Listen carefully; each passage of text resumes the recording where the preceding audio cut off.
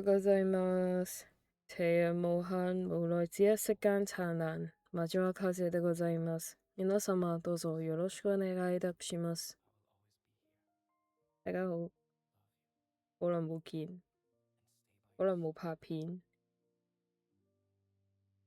停咗好耐，主要係喺度質疑自己、懷疑自己，同埋一路都係喺呢條創作路嘅上面遇到好多未遇過嘅困難，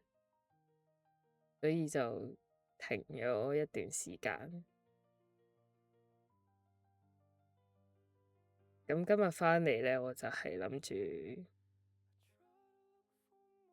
講下點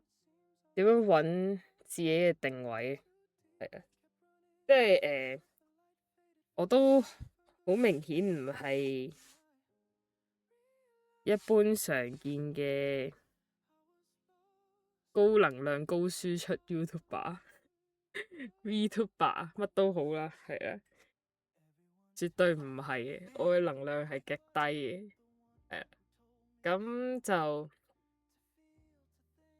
近乎係會冇嘢講添嘅。咁所以其實呢一段時間嘅片呢，我都直播嘅時候有講過，啲片呢喺我個皮出咗之後呢，佢哋係會被刪除嘅，係啊，即係我唔會再留底啊。而家我做嘅係一個練習嘅階段，喺呢一段時間入面，我就係不斷咁樣揾自己嘅定位啦。揾自己應該點樣行落去啦，應該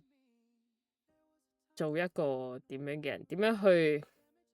deal with 呢一件事啦。因為同過往嘅創作好唔同，即係過往自己做嘅創作可能係影相啊、出書啊、寫故仔啊、寫歌啊，即係唔係好需要去長期地去諗自己個定位喺邊，因為係可以不停咁樣變。咁但係我就想喺呢一個平台上面，呢一個我做到一個比較穩定嘅自己，即係一個比較穩定嘅可唔可以叫 character？即係純粹係一致性少少，咁就我大概就會成為一個好低入侵性，亦都係低輸出嘅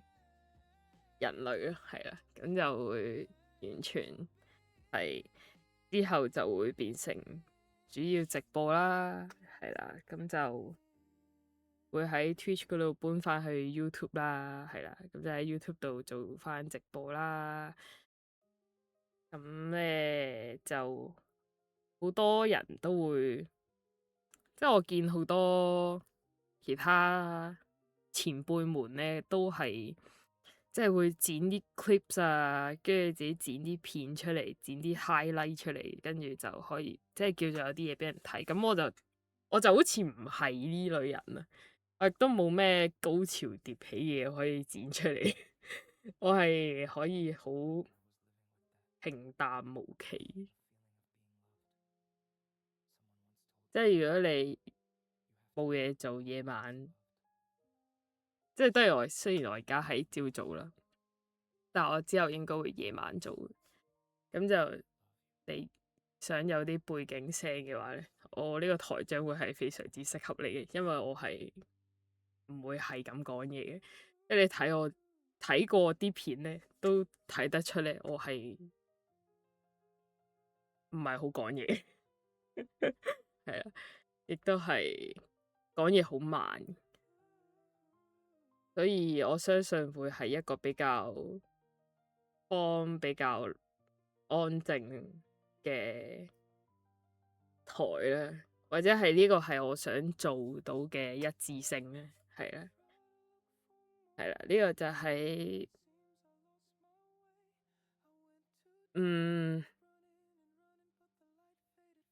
或許未來的我咯，冇錯啦，